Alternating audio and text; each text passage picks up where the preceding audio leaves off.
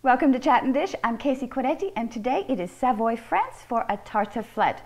Now, a tartiflette is a dish that was created in the 1980s by the cheese producers there in the Savoy area.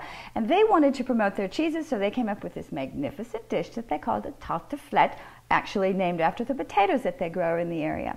Normally on a tartiflette, you're going to have a reblochon in it, but that's not readily available here in the United States, so we're going to kick this dish over to make an American version of a tartiflette. Now, I think we're done with history. Let's get cooking.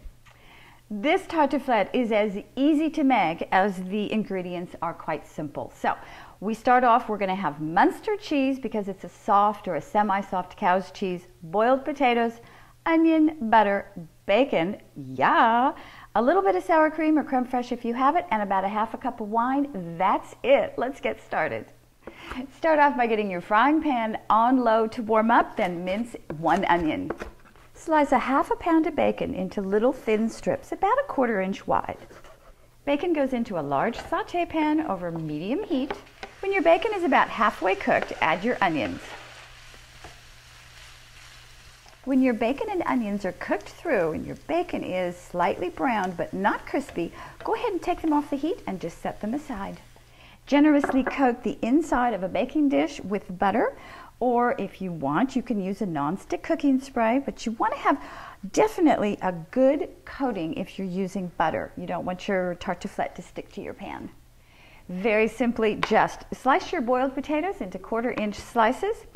Now, this time of year, we have a lot of holidays happening, and I know I end up with a lot of leftovers. So this dish is a great foundation for using leftovers. You can actually use your leftover mashed potatoes or scallop potatoes.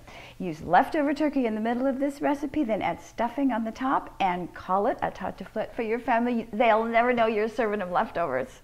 Line your baking dish with half of your sliced potatoes. When you've used half your potatoes, all you have to do is give them all a good press into the bottom of your baking dish.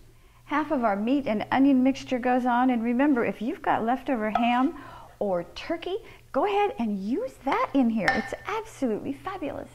Okay, second half of our sliced potatoes go on next. I said this is a really easy dish, and I meant it. Give your second half of the potatoes a nice push down with your hands. You do want them snuggled in there nice and tight. Spread about a 1/4 cup of sour cream or creme fraiche on top of your potatoes. This is sounding a little bit like a baked potato with all the trimmings, isn't it? Spread the remainder of your bacon and onions across your potatoes. Drizzle a half a cup of nice dry white wine all across the top of your tartiflette.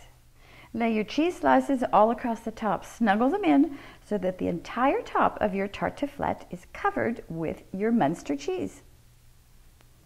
Our tartiflette goes into a preheated 425-degree oven for about 20 minutes. You want the top, the cheese, to be all melted and the inside of your tartiflette nice and hot. Oh, look at this tartiflette, hot and bubbly right out of the oven. Make it your own by using your own imagination and ingredients.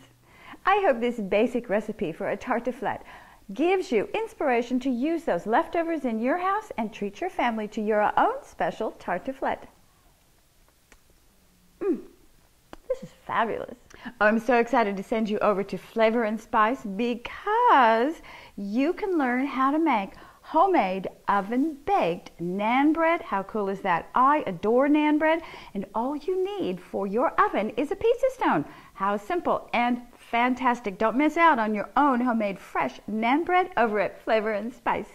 Okay, it's time to get our sweet treat on now over at Chocolate for Breakfast, because Sue is showing us how to make no-bake chocolate almond bars. How fabulous is that? And they taste as good as they look. So definitely get your sweet treat on over at Chocolate for Breakfast and check out the no-bake chocolate almond bars.